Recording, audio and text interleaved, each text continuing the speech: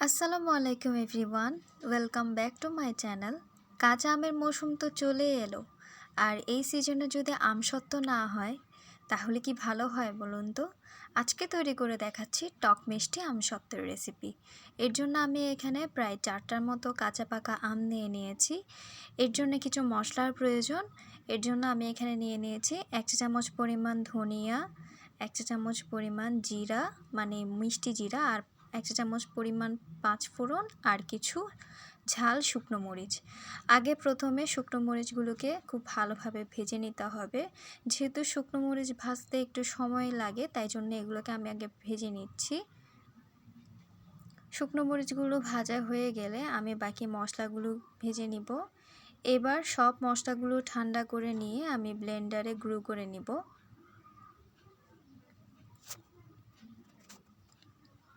আমগুলোকে একটু খুব ভালোভাবে ছোট করে টুকরো করে নিয়ে আমি এখানে একটা প্যানের মধ্যে দিয়ে দিচ্ছি সিদ্ধ করার জন্য।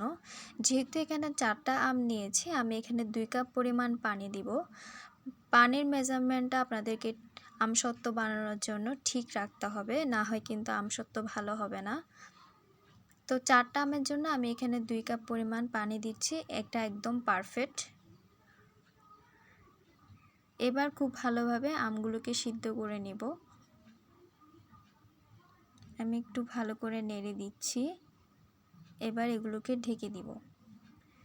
সিদ্ধ হয়ে গেলে এগুলোকে ঠান্ডা করে নিয়ে এভাবে ব্লেন্ডারে পেস্ট করে দেন আমরা এটাকে ছেঁকে নিব। আমি এগুলো ছেঁকে নিয়েছিলাম, ভিডিওটা স্কিপ হয়ে গেছে।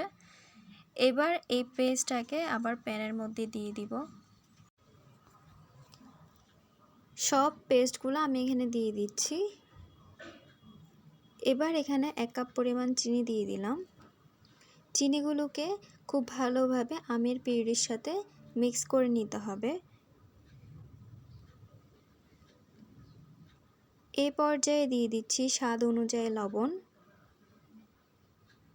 দিয়ে দিচ্ছি হলুদের গুঁড়া 1/2 চা চামচ পরিমাণ, কাশ্মীরি রেড চিলি পাউডার দিয়ে দিলাম 1/2 চা চামচ পরিমাণ, এটা কালারের জন্য। ভেজে গুঁড়ো করে রাখা সে মশলা দিয়ে দিচ্ছি, এখানে সব মশলা দিয়ে দিতে হবে।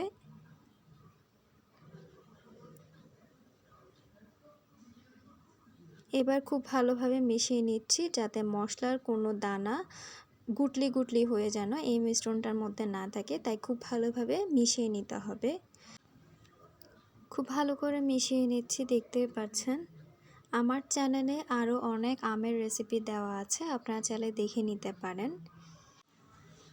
এই পিউরিটা জাল করতে করতে দেখবেন একটু ঘন হয়ে আসবে, তখন এটাকে নামিয়ে নিতে হবে। আমি এটাকে আরেকটু কুক করব।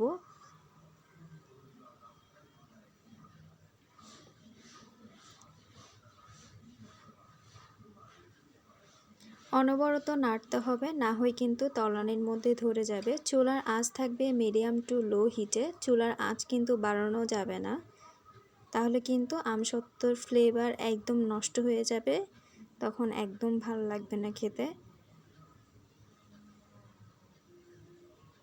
দেখতেই পাচ্ছেন এটার ঘনত্ব কেমন হবে। উপর থেকে চাড়লে খুব দ্রুত পড়বে না, আস্তে পড়বে। ঠিক এই পর্যায়ে আমি এখন এটাকে নামিয়ে নিচ্ছি। এরকম একটা থালার মধ্যে আমি কিছু সরিষার তেল মাখিয়ে রেখেছিলাম, এবার মিশ্রণটাকে দিয়ে দিচ্ছি।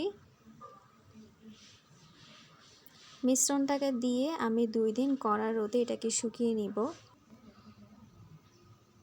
দেখুন খুব ভালোভাবে মিশ্রণটাকে দিয়ে 2-1 বার ঝাঁকিয়ে নিতে হবে। 2-1 বার বাড়ি দিয়ে নেবেন টেবিলের উপর বাটিটাকে। এবার দেখুন আমি এটাকে রোদে দিয়ে দিয়েছি। এভাবে 2 দিন শুকানোর পর এটার রেজাল্টটা দেখুন কতটা ভালো এসেছে। আমি একটু তুলে দেখাচ্ছি, পুরো শুকিয়ে গেছে আমসত্ত্বটা। এই যে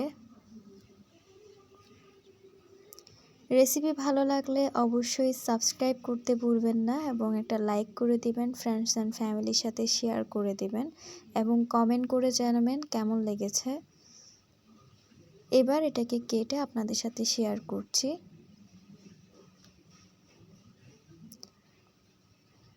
আশা রাখছি আপনাদের কাছে আমার আজকের এই ভিডিওটা অবশ্যই ভালো লাগবে। আপনারা আপনাদের পছন্দ মতো এটাকে কেটে নেবেন। আমি আমার পছন্দ মতো আমসত্ত্বগুলোকে কেটে নিয়েছি।